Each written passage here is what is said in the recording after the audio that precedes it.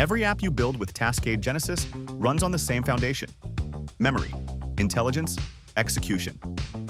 Everything you see in this app, the interface, the workflows, the AI responses, it all connects back to these three pillars working together. Let's start with memory.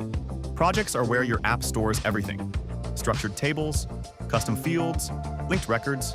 Every interaction adds context. Next, intelligence. Your AI agents live here.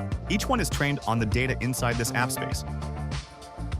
They respond with your context, your rules, your patterns, and they get sharper the longer they run. Execution. This is where your app actually does things on its own. Let's say someone submits a form, an order changes its status, or a payment comes through. Your automations pick that up immediately and start running. This is what we mean by Workspace DNA. It's a living architecture where memory, intelligence, and execution are wired into each other at every level. You're launching a system that grows, adapts, and runs itself.